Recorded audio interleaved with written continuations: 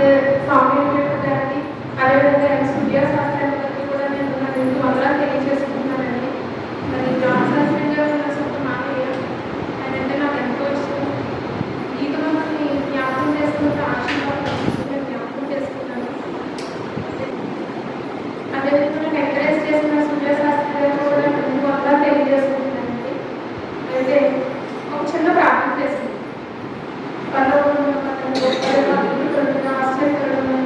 దేవాన్ని కుటుంబం స్తోత్రం చెల్లించుకుంటున్నాం. వర్షానికి ఆశీర్వాదం తీసుకోవాలి.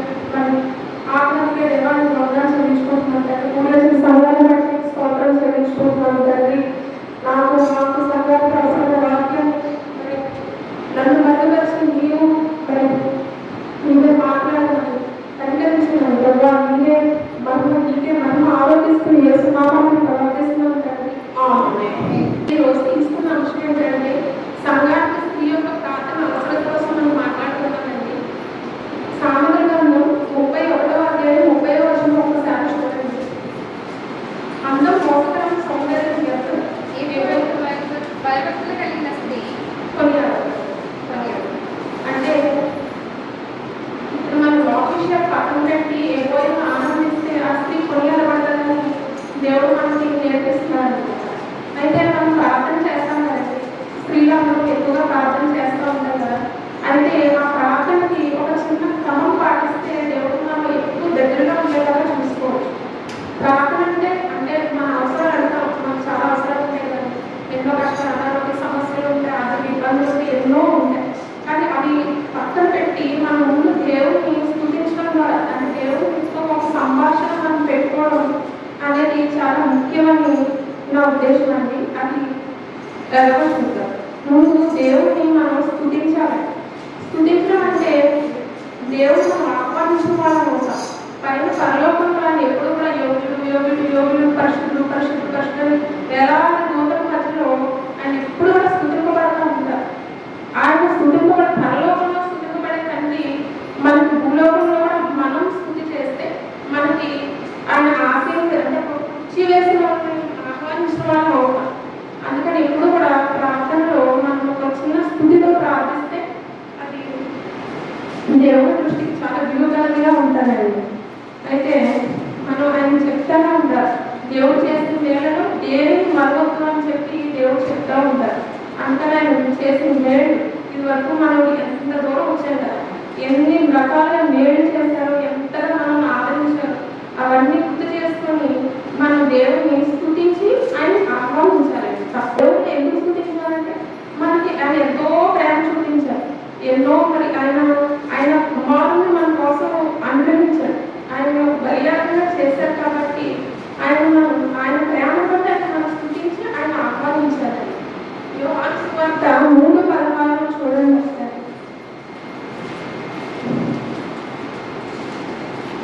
దేవుడు లోకాన్ని ఎంతో ప్రేమించారు కాగా ఆయన తన అద్వితీయ కుమారునిగా పుట్టిన వారిని విశ్వాసం ప్రతివాడిని నశింపక నిత్య జీవం పొందినట్లు ఆయన అనుగ్రహించారు.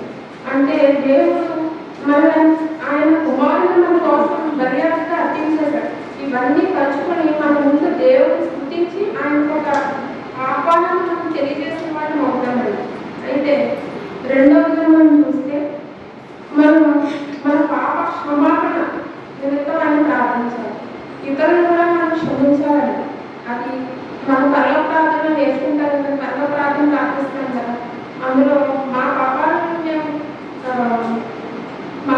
క్షమించబడాలంటే మేము ఇతరుల పాపాలు క్షమించాం కాబట్టి మా పాపాలు క్షమించు అని చెప్పి మనం అడుగుతాం దేవుడిని. అందుకొరకు మనం మన పాపాలని క్షమాపణ దేవుడి దగ్గర వేడుకోవాలి. అది ఎందుకంటే దేవుడితో మనకు సత్సంబంధం వరకు మన పాపాలను మనం క్షమాపణ వేడుకోవాలి. అదేవిధంగా ఇతరులను కూడా మనం క్షమించడం నేర్చుకోవాలి. కష్టమే, ఇతరులను క్షమించడం అనేది అదేం ఈజీ కాదు, కానీ మనం క్షమించడం కూడా నేర్చుకోవాలి. చూడండి ఫిబ్రవరి పత్రిక 4:16 చూడండి ఒకసారి.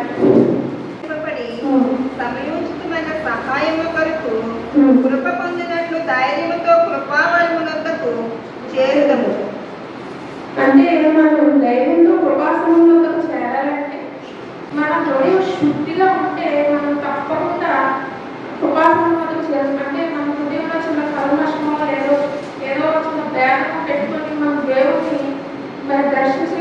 అందువరకు మనం ఖచ్చితంగా ఇతరులను క్షమించాలి. మన పాపాన్ని దేవాలను క్షమించు ప్రభా అని వేడుకోవాలి.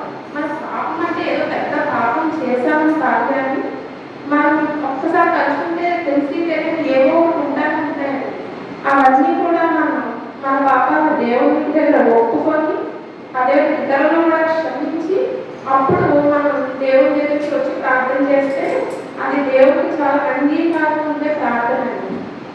అది ఇతరులు క్షమించడం అనేది కష్టమైనా క్షమించాలి. అదే మనం తీసుకుని పోలి నడుచుకోవడం అంటే అదే మనకి నచ్చడం మనం కాదు, మనకు నచ్చింది లేదు మనం అనేది కాకుండా ఆయనకి నచ్చినట్లుగా మనం బ్రతకడం అనేది మనం నేర్చుకోవాలండి. అయితే తర్వాత మనం సేవకుల కోసం, సంఘం కోసం, ప్రపంచ పరిస్థితుల కోసం కూడా ప్రార్థన చేయాలండి. ఎందుకు చేయాలంటే మన స్వార్థం అనేది మనకు ఉండకూడదండి. ఇప్పుడు సేవకుల కోసం ప్రార్థన చేయాలి. ఎందుకంటే సేవకులకి సరైన తిండి ఉండదు, నిద్ర ఉండదు, సమయానికి ఏది చాలా ప్రయాసపడదు. నాకు ప్రత్యక్షంగా తెలుసు కాబట్టి వాళ్ళు ఒంట్లో ఎన్ని నొప్పులు ఉన్నాయి, ఎంత బాగుంది కానీ ఏమి బయటికి చెప్పుకోరు. నాకు తెలుసు, బయటికి చెప్పుకోకుండా అలాగా మన మధ్యలో ఏదో అలా అందంగా కనిపిస్తూ ఉంటారు. ఎంతో వాళ్ళు శ్రమ అనుభవించి మీ దగ్గరకు వచ్చి అలా వాక్యాన్ని వింటూ ఉంటారు. మనం వాళ్ళ కోసం తప్పకుండా ప్రార్థించాలండి. ఎందుకంటే సేవకుల కోసం ప్రార్థన చేస్తే అది మన మీదకి ఆశీర్వాదంగా మారుతుంది, ఖచ్చితంగా మారుతుంది. నేనైతే ప్రార్థన చేస్తాను, నేను ప్రార్థన చేస్తాను, మీరు కూడా తప్పకుండా చేస్తారని చేస్తారు. చేస్తారు, ఎవరు చేస్తారు? నిజంగా చేస్తారు. చాలా మిమ్మల్ని దేవుడైతే జీవిస్తారు, తప్పకుండా చేయండి. అదేవిధంగా మన ప్రపంచ పరిస్థితుల కోసం కూడా మనం ప్రార్థన చేయాలి. ఎందుకు చేయాలంటే ప్రపంచ పరిస్థితులు ఏమీ బాగోలేదు, భూకంపాలు వస్తున్నాయి, తర్వాత కోవిడ్ మళ్ళీ రిపీట్ అవుతుంటారు. ఇలాంటి పరిస్థితుల్లో మన స్వార్థంగా మనం ఉండకుండా మనం ప్రార్థన చేయాలండి. ఇప్పుడు కోవిడ్ అంటే అందరికీ భయమే, మళ్ళీ స్టార్ట్ అయిపోయింది కదా. అయితే మనం భయపడడం అంటే 366 సార్లు భయపడకూడదు అని దానికి బైబిల్లో చెప్తుంది. అయినా భయం వస్తుంది, భయం రాకుండా ఇబ్బంది ఉంటుంది. అయితే మన వాక్యంలో నమ్ముకు గ్రంథం చూడండి 1:9 ఉంటుంది. నమ్ముకు 1:9 ఏముంటుందంటే, ఈ భగవాన్ వచ్చి మీ దురాలోచన బాధ రెండో రాకుండా ఆయన భక్తిగా నన్ను నివారణ చేయండి. అంటే మాకు బాధ రెండోసారి వస్తారని తెలుసు, కానీ ఆయన నివారణ చేసే లేవు. కాబట్టి ఆళ్ళు పట్టుకొని స్త్రీలుగా ఉండే మనం అందరం కూడా టైం పెట్టుకొని ప్రార్థన చేయాలి. సేవకుల కోసం చేయాలి, మన సంఘ సభ్యుల కోసం చేయాలి, మన రక్షణ కోసం, క్షేమం కోసం మనం ప్రార్థించాలి. సేవకుల ప్రయాణం కోసం, ఆరోగ్యం కోసం కూడా మనం ప్రార్థించాలి. ఇంకా అలసిపోతూ ఉంటారు, దానికోసం మనం ప్రార్థించాలి.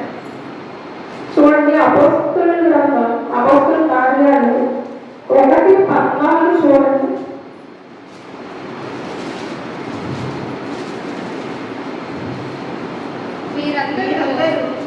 వీరితో కూడా కొందరు స్త్రీలను యేసు తల్లి అయిన మరియయు ఆయన సహోదరులను ఏక మనసుతో ఎడతెగక ప్రార్థన చేయుచుండిరి. ఎడతెగక ప్రార్థన చేశారంట. అందులో చూడండి, ఇంట్లో కొందరు స్త్రీలు ఉన్నారంట, యేసు తల్లి అయిన మరియ ఉందంట. అలాంటి ఎడతెగక ప్రార్థన చేశారు. ఎందుకు చేశారు? అది కూడా దీవెనే. అలా ప్రార్థన చేయడం వాళ్ళు కూడా దీవెనే, అది కూడా మనం గ్రహించుకోవాలి. ఇప్పుడు అంటే మన అవసరాలు చాలా ఉన్నా మనం సేవల కోసం, సంఘాల కోసం, మరి ప్రపంచ పరిస్థితుల కోసం మరి ప్రార్థన చేయాలండి. ఎందుకంటే నయోమి ఎంతో కష్టంలో నష్టంలో ఉన్నా తన కోడల గురించి ఆలోచించి వారు వేరే విజయవాడగా చేయాలి అని చాలా తాపత్రయపడింది కదా. నా దేవుడు ఆవిడ ఆశను తీర్చారు కదా, ఆవిడ వదిలేసారా? వదిలేదు కదా. అదేవిధంగా మనం కూడా కొంచెం స్వార్థం పక్కన పెట్టి ఈ విధంగా మనం సేవకుల కోసం, పరిస్థితుల కోసం తప్పకుండా ప్రార్థించవలసిన వాళ్ళే ఉన్నారండి. అయితే మరి దేవుడికి ప్రార్థించే స్త్రీలు ఎంత ప్రాముఖ్యమో చూద్దాం. రోదన చే స్త్రీలు తెలుస్తారు మీకు. 29:17 చూడండి. సైనికులకు అధిపతి యెహోవా ఇలాగ సెలవిచ్చుచున్నాడు, ఆలోచింపుడి, రోదనము చేయు స్త్రీలను కనుగొని వారిని పిలువనప్పుడి, తెలివిగల స్త్రీలను కనుగొని వారిని పిలువనప్పుడి,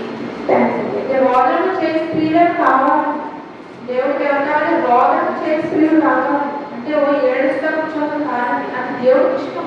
విలీనైన హృదయం దేవుడికి ఇష్టం. బరులని దేవుడు మనకు సెలవిచ్చారు. అంటే మనము దేవుడికి ఇష్టమైనది ఏంటంటే ప్రార్థించే స్త్రీలతో దేవుడు చాలా సత్సంబంధంగా ఉంటారు. మనం అందరూ గుర్తుపెట్టుకోవాలండి. ఇప్పుడు మీరందరూ మరి బయట వర్షం ఉంది, అసలు ఉంది, ఇక్కడ ఇంట్లో రకరకాల పనులు ఎంతో ప్రయాసపడే సందర్భం ఉంది కదా, ఆ దీవెన తప్పకుండా ఉండాలి. దేవుడు దీవిస్తారు. ఎక్కడ చూడండి, కీర్తనలు 56:8 అధ్యాయం చూడండి. 56 అధ్యాయం 8వ వచనం చూడండి. నీ సంచారములను నీవు లెక్కించి ఉన్నావు, నా కన్నీళ్లు నీ గుట్టిలో పెంచబడి ఉన్నవి, అవి నీ కరుణలో కనబడదు కదా. అంటే మన సంచారాలను ఆయన లెక్కిస్తారంట. అంటే మన అడుగుల సంచారాలు మనకు రావడం అవన్నీ కూడా లెక్కించి దేవుడు అక్కడ దృష్టి చేసుకుంటారండి. నువ్వే ఎలా వచ్చారు, ఎప్పుడైనా నా మాత్రమే దేవుడేం తీసుకోరు. నువ్వు ఎలా వచ్చినందుకు ఈ అడుగుల సంచారాలు ఖచ్చితంగా ఆయన దృష్టి చేసుకుంటారు. మన కన్నీళ్ళంటే కదిలేలో కనబడదంట. కదిలే అంటే గ్రంథం, అంటే పరలోకంలో గ్రంథంలో మన కన్నీళ్ళు ఉంటాయంట. అవి ఆయన కళ్ళలో కనబడతాయంట.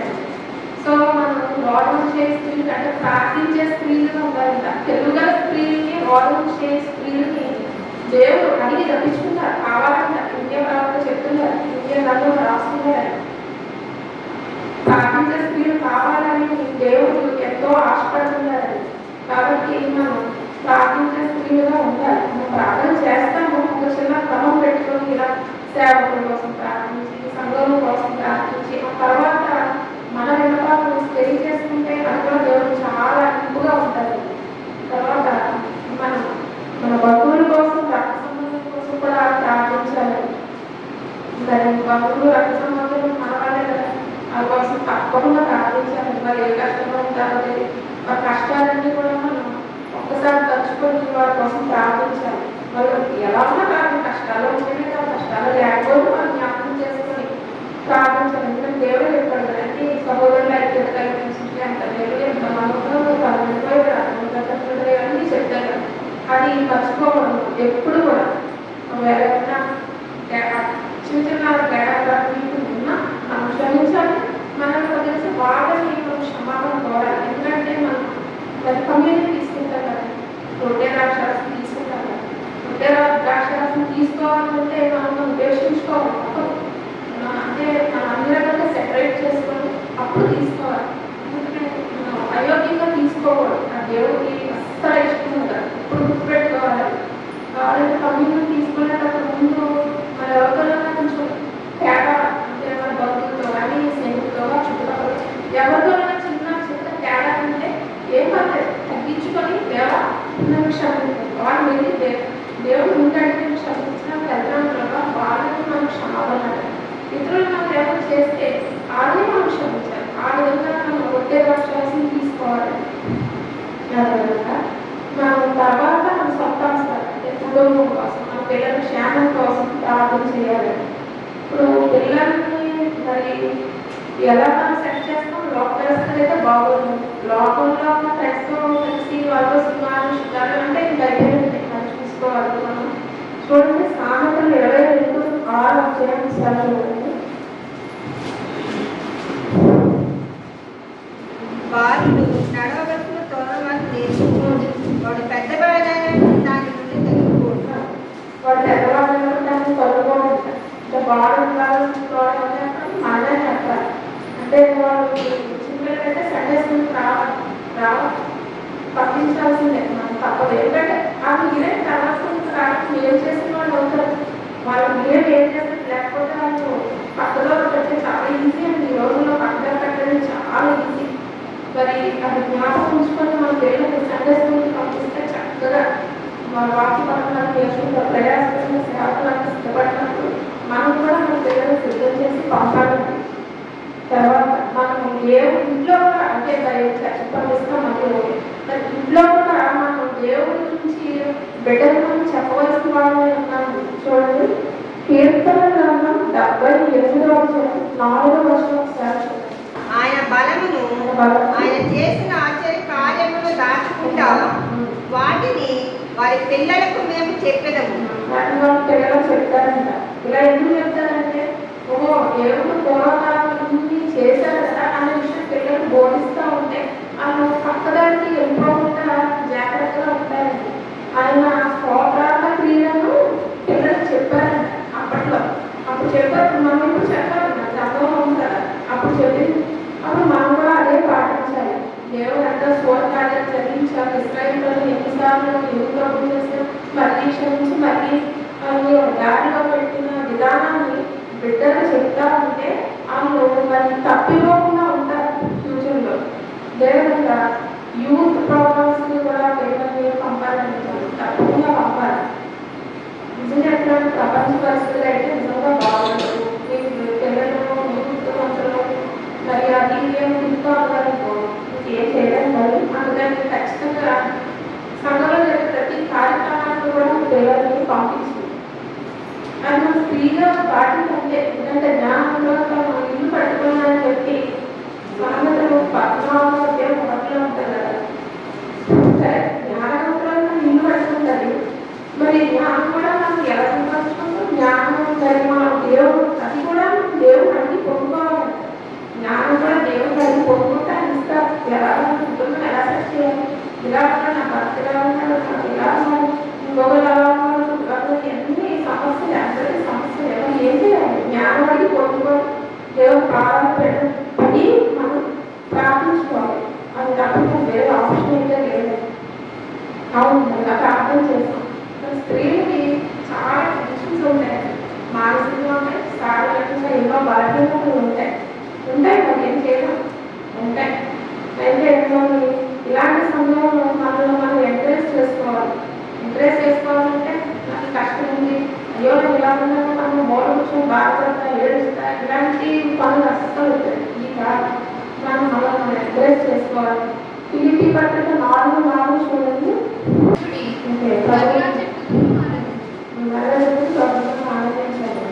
ప్రభువులను ఆనందించాలి. అంటే ప్రభువులను ఆనందం ఎలా వస్తుందంటే వస్తుందండి, తప్పకుండా వస్తుంది. దేవా నాకు అప్పుడు ఎంతో సహాయం చేసేవారు కానీ మనకి నిత్య నరకాన్ని వెళ్ళిపోకుండా దేవుడు ఆల్రెడీ కాపాడారు కదా. అది తెలుసుకున్నా మనం ఆనందపడచ్చు. మనం అగ్ని ఆనందకుడు చాలా పరిస్థితి నుంచి రక్షించారు కదా, అది తెలుసుకుని దేవుడు సృష్టించాలి. మనం ప్రతి పాజిటివ్ పాయింట్ పెట్టుకుని దేవుడు సృష్టించాలి. ఇష్టం ఉంటే ఉండకుండా అయినా మరి దేవుడిని స్థుతిస్తూ ఉండాలి.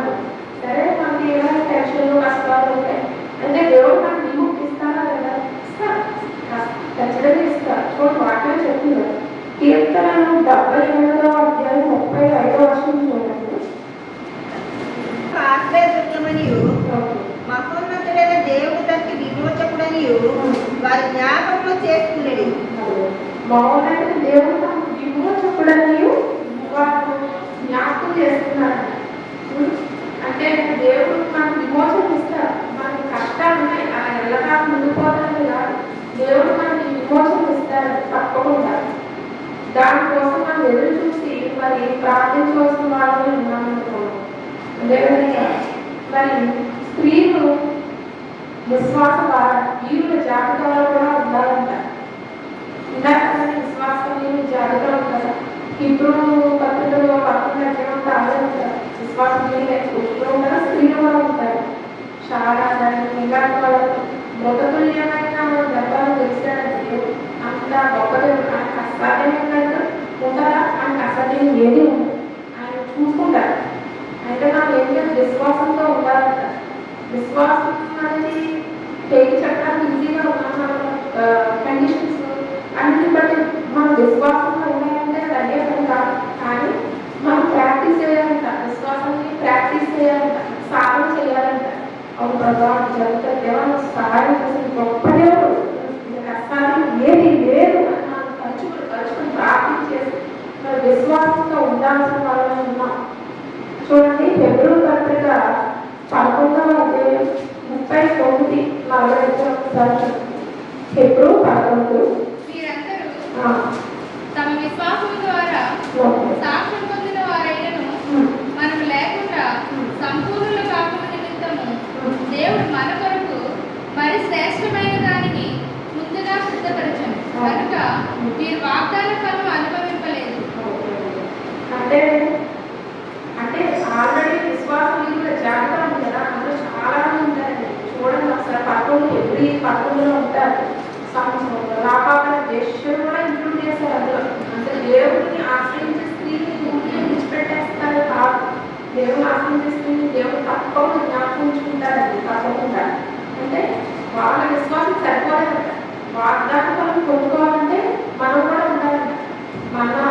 విశ్వాసం సంపూర్ణత మనం వాగ్దానం పొందుకుంటానని వాక్యం నాకు తెలుస్తుంది.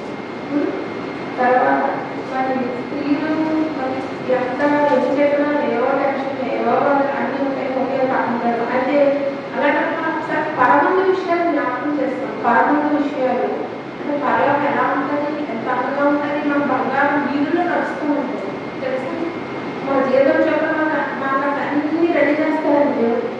దేవుడు వదిలిపెట్టేసి మన ప్రార్థనలు ప్రతి చెప్పారు కదా, అన్నింటినీ మన కళ్ళలో దాచుకుంటారు. అంత మన గొప్ప దేవుడు మన గొప్ప దేవుడు చూపించడానికి చాలా హ్యాపీగా ఉండాలి. కష్టం ఉంటాయి కదా, ఉన్నా కానీ మనం హ్యాపీగానే ఉండాలి అంతే, ప్రభువులో ఆనందించండి అంతే. చూడండి యెషయా గ్రంథం 66:22 చూడండి. కొత్త ఆకాశము కొత్త భూమియు లైన్ కాక నా సన్నిధిని నిలిచినట్లు నీ సంతతియు నీ నామం నిలిచిండు. ఇదే యెహోవా వాక్కు.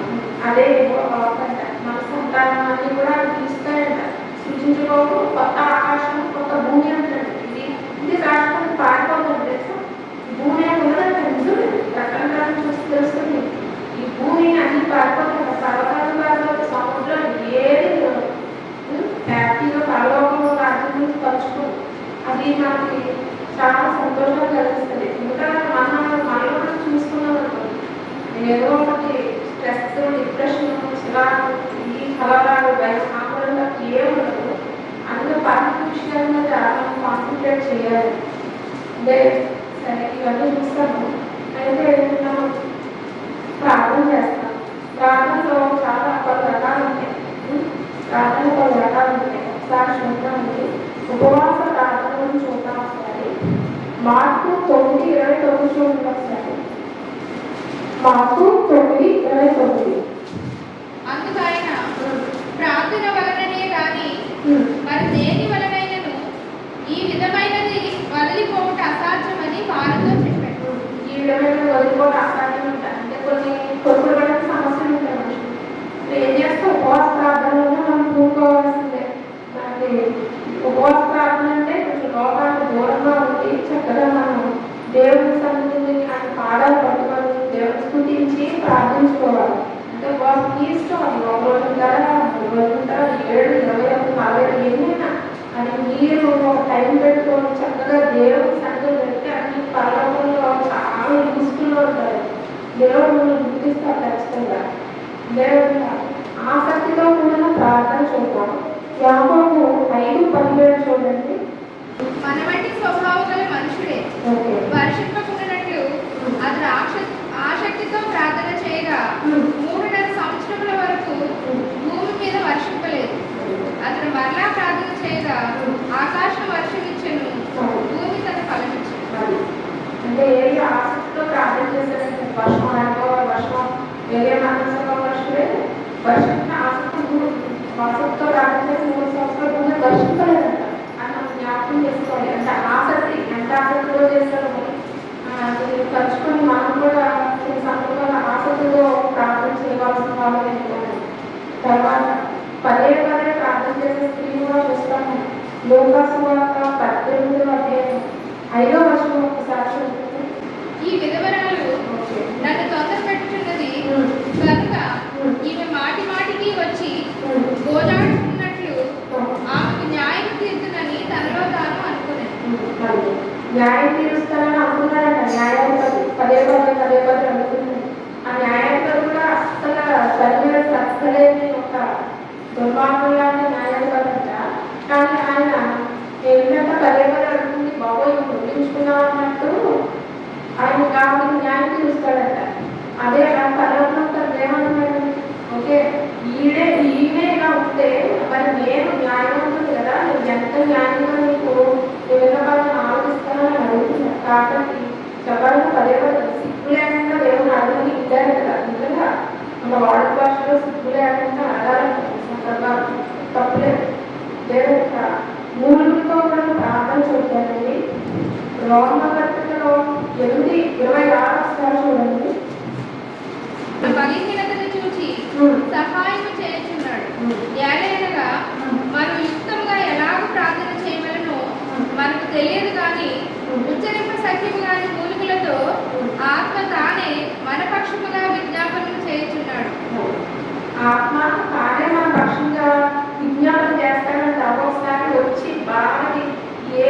చెప్పాలో తెలియదు దేవుడు. నిజంగా దేవుడు ఏం మొదలుపెట్టాలో మనకు అర్థం కాదు.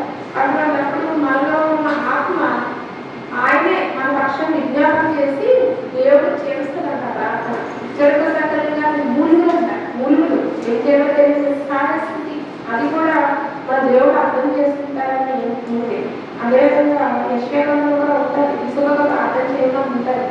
మరి గురువాటి కాకపోతే నీకు ఇసుకొచ్చింది కదా అని చెప్పి దేవుడు అంతా ఉంటారు. కాబట్టి మనం మరి రకరకాల ప్రార్థన చేస్తున్నాం కాబట్టి ఒక ప్రార్థన చేసినాక దేవుడు స్థుతించి దేవుడు దేవాన్ని ఇంతగా చేసావు కదా అనుకున్న ఇంతలో కాపాడిన దేవాన్ని వందనాన్ని స్థుతించి ఆ తర్వాత సేవల కోసం సముద్రం కోసం ప్రపంచ పరిస్థితుల కోసం మరి ఒక మడుబడితో ప్రార్థన చెయ్యాలి. చేస్తేనే మన ప్రపంచ పరిస్థితులు బాగుంటాయి. వేరే లేదైతే మాకు పర్లేదు కాదు. మనం మన కోసం దీనికి మనకు వస్తుంది. మన కుటుంబం అందరికీ స్ప్రెడ్ అవుతుంది. ఖచ్చితంగా మీరు నేను అందరం చేయవలసిందే. అయితే బైబిల్లో కొంతమంది స్త్రీలను చూడాలండి. అందులో ప్రార్థించే స్త్రీలు కొంతమంది ఉంటారు. అందులో ఎస్తేర్ రాణిని చూద్దాం. ఆవిడ ఏం చేశారంటే యూదుని రక్షించిందంట. హామాను కొట్టులో దాన్ని భగ్నం చేసేసి తన ప్రాణాలను కూడా సిద్ధపడింది. అంటే ప్రాణాలను సిద్ధపడి రాజు దగ్గరికి వెళ్ళడానికి పర్మిషన్స్ ఉండవు. కానీ ఆమె వెళ్ళింది. 3 రోజులు ఉపవాసం ప్రార్థన ఆవిడ కొనుక్కొని ఆవిడ బొడ్లు ఆవిడకున్న అందరూ పనివాళ్ళు కూడా ఉపవాసంలో పెట్టి ఆమె సరే రాజు దగ్గరికి వెళ్తాను నాకు ప్రాణం పోకుండా పర్లేదు మా యూదులను రక్షించుకుంటానని ఎస్తేర్ పూనుకొని యూదులను రక్షించిందండి. అది ఎస్తేర్ ఇంకో దుష్టరాణి ఉంటుంది బైబిల్లో చూద్దాం. 2వ గ్రంథంలో ఉంటుంది 11వ అధ్యాయంలో. ఆవిడ పేరు ఏంటంటే అతల్య తెలుసుకుని అతల్య. ఆవిడ బయలును వర్షిప్ చేస్తారనమాట. బయలుదేవతలను చూపిస్తూ ఉంటారు. ఆవిడ కుమారుడు అహజ్య ఆయన కుమారుడు యోవాషు. అయితే ఈ అతల్య స్త్రీ ఏం చేస్తుందంటే ఆవిడ అధికార దాఖలు చాలా ఎక్కువ. మొత్తం నాకే ఉండాలనుకుంటారు. ఎస్తేర్గానేమో యూదు ప్రజలను రక్షిస్తే ఈ వెళ్తారు. యూదులు ఎవరు చంపేస్తారు, సంస్కారంగా చంపేస్తారు. ఎవరో తనే రాణిగా ఉండాలని ఆవిడ ఊహించామన్నమాట. అందుకని అంటే యోవాషు మనవడు సొంత మనవడండి.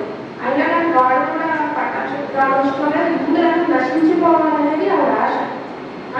కాబట్టి అందరూ చక్కగా నిర్ణయించుకుంటారు. కానీ దేవుడు ప్రాణానికి వేరేగా ఉంటుంది కదా. యోవాషు చక్కగా ఉంటుంది కదా మనల్ని అందరూ చక్కగా ఉంటుంది. అంటే మనకి యోవాషు తన సొంత జ్ఞానత ఆవిడ యెహోషువ ఆవిడ రక్షిస్తారన్నమాట. భర్తతో కలిసి ఆయన యెహోయాద ఇద్దరు కలిసి జ్ఞానత మానవ కలిసి చక్కగా యోవాషుని రక్షించి వాడికి 7 సంవత్సరాలు వచ్చిన తర్వాత పట్టాభిషేకం చేసి అతన్ని రాజుగా ప్రకటిస్తారు. ఈ అతల్యాస్త్రి ఊరుకోలేదు. అవి ఇచ్చేసి ద్రోహం చేశారని చెప్పి గోడ చేసిందంట. ద్రోహం చేసి దాన్ని యూదులను అందరూ చెప్పేద్దామని చేసి దాన్ని రివర్స్లో ఆవిడ ద్రోహం చేశారు అన్నారంట. ఈ విధంగా పుష్పరాజు రాణి అతల్య ఎస్తేరు రాణేమో మన ప్రజలు సేవ్ చేసుకున్నారు. అదేవిధంగా మనం దెబోరా గురించి చూస్తాం కదండి. దెబోరా ఆవిడ ఒక తల్లి, ప్రవక్త, ఒక న్యాయాధిపతి. ఆవిడ భర్త లక్కీలో బాగా ఈవిడ ఏం చేస్తుందంటే ఇశ్రాయేల్ ప్రజలు ఎప్పుడు ఏదో తప్పులు చేసి దేవుడు దూరంగా ఉంటారు. అలాంటి సమయంలో దేవుడు పాపం ఇశ్రాయేల్ ప్రజలను వదులుతున్నప్పుడు కనాను రాజు చేతికి ఇశ్రాయేల్ ప్రజలను అప్పచెప్పేస్తారండి దేవుడు. అలాంటి సమయంలో ఈవిడ పూనుకుంటారనమాట. అయ్యో అప్పచెప్పేసి రాజు కనాను రాజు యాభీలో సేనాలను తీసారా ఉంటారు. వాళ్ళిద్దరికి అప్పచెప్పడతారు. 20 ఏళ్ళు కష్టపెడతారు. 20 ఏళ్ళు కష్టపెడితే అప్పుడు ఎవరు పూనుకుంటారు. పూనుకొని అయ్యో ప్రజలను రక్షించాలని పూనుకుంటారు. అయితే బాగా వ్యక్తితో కలిసి 10,000 మందిని తీసుకొచ్చి ఈ ఉంటారు సీసాని చంపించేస్తారు అన్నమాట. సీసాని చంపింది కూడా కృష్ణుడు కాదండి, యాయేలు స్త్రీ చంపిందంట. అప్పుడు ఈ యొక్క ఇశ్రాయేల్ ప్రజల్ని హింసించిన వాడు కనాను వాడుతున్నాడు కదా, యాభీలో అతని రాజ్యం కండిపోయింది. ఆ విధంగా దెబోరా స్త్రీ ఏం చేసింది? ఇశ్రాయేల్ ప్రజల్ని కాపాడుతుంది. ఎస్తేర్ రాణి ఉన్నట్టు కాపాడుతుంది. దెబోరా స్త్రీ ఇశ్రాయేల్ ప్రజల్ని కాపాడుతుంది. ఇంకొకటి ఉంటారు చూడండి, హేరోదియా తెలుసు కదా. హేరోదియా భర్త ఉండగానే భర్త సోదరులను పెళ్లి చేసుకుంటుంది.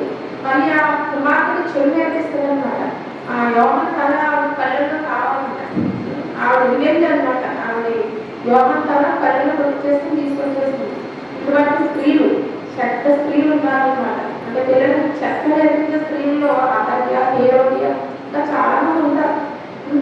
అదేవిధంగా మరియు మా అక్కల యొక్క విశ్వాసం కూడా మనం చూస్తాం కదండి. దేవుడు ఎంతో నమ్మకంగా ఉంటారు.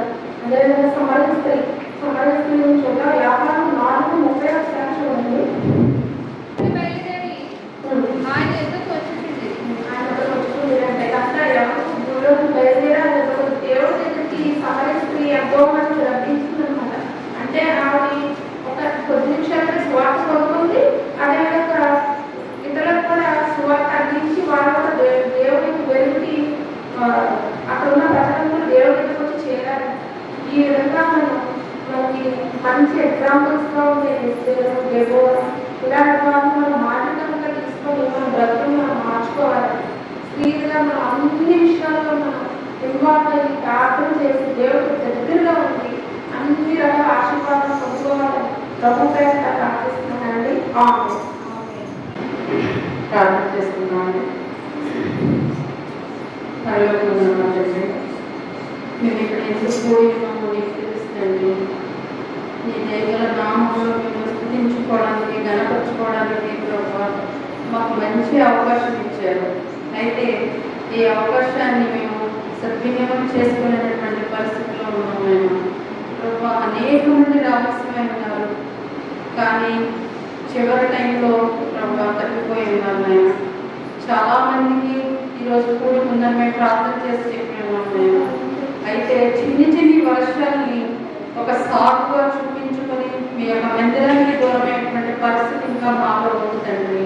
ప్రభా అనేక కష్టాలు, అనేక నష్టాలు, అనేక బాధలు, శోధనలు, వేదనలు అన్నీ కూడా మేము తప్పించుకుని జీవిస్తున్నామంటే నీ యొక్క కొరకు మాత్రమే తండ్రి. ఆ యొక్క దైవ హస్తాన్ని మా మీద మీరు ఉంచి మమ్మల్ని నడిపిస్తున్నారు. ఈ లోకంలో మేము చీకటిలో పయనిస్తున్నప్పటికీ మమ్మల్ని వెలుగుగా జీవింపజేస్తున్నాం. నేను మీకు వందనాలు ప్రభా. మేము స్త్రీలుగా ఎన్నో కష్టాలు పడుతున్నాం, బాధలు పడుతున్నాం. కుటుంబాన్ని మేము దరి చేర్చుకోవాలైనా, భర్తని ఆవరించాలి, పిల్లల్ని క్రమమైన స్థితిలో మేము పెంచుకోవాలి, బంధువుల్ని ప్రభా హక్కును చేర్చుకోవాలి, తల్లిదండ్రుల్ని ప్రభా మేము సంరక్షించుకోవాలి. ఎన్నో కష్టాలు ఉంటాయి తండ్రి. అన్నిటి నుంచి కూడా మీరు మమ్మల్ని సరిచేసి కాపాడుతున్న విధానం బట్టి మీకు వందనాలు ప్రభా. ఒక స్త్రీగా సంఘంలో ఏ విధంగా ఉండాలో దిలీప్ ద్వారా మేము తెలుసుకున్నాము.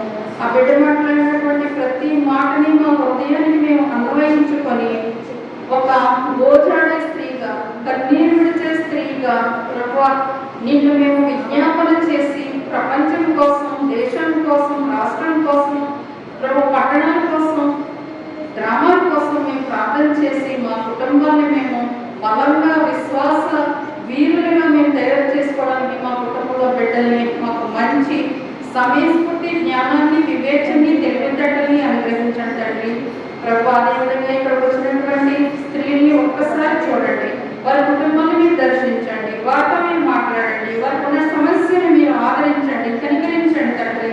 దయ చూపండి నాయన, వారి స్థితిగతులను మార్చండి తండ్రి. గొప్ప కార్యాన్ని వారి కుటుంబాల్లో దీవెనకరంగా మార్చండి. అదేవిధంగా పురుషులు కూడా వచ్చిన్నారు, వారి కుటుంబాన్ని కూడా ఒకసారి జ్ఞాపకం చేసుకోండి. వారి పనిపాట్లు ఎందుకు తోడనడుగా ఉండండి. మరొకసారి మీ యొక్క నామంలోనే ప్రార్థిస్తూ ఉన్నాయనైనా దిలీపకి రావాల్సినటువంటి దీవెను మీరు అనుగ్రహించండి. ఆ పాపను విడిచిపెట్టద్దు నాయన. మీ దయ చూపండి, కృప చూపండి, బిడ్డని ఆశీర్వదించండి. మేము మళ్ళా సంఘంలో ఆ బిడ్డని దీవెనకరంగా మేము ఇక్కడ చూసేటువంటి పరిస్థితి అనుగ్రహించండి. మీరు ఎక్కడ చోట చల్లగా మా సంఘాన్ని దీవించండి, ఆశీర్వదించండి. సంఘ కబరిలో స్వామిని పెట్టుగాను కాపాడండి, వారి కుటుంబాన్ని కాపాడండి. ప్రభావ నా తల్లి ప్రభావ వృద్ధాప్యంలో ఉన్నారు, ఆమె మంచి ఆరోగ్యాన్ని అనుగ్రహించండి. ప్రతి విషయంలో సహాయం చేసి మీ దగ్గర హస్తం మా మీద ఉంచమని ప్రభావ దయతో ప్రేమించమని, మాలో పొరపాటు ఉంటే ఏదో క్షమించమని మిమ్మల్ని కోరుతున్నాను తండ్రి. యేసు నామములో ప్రార్థిస్తున్నాను. ఆమేన్.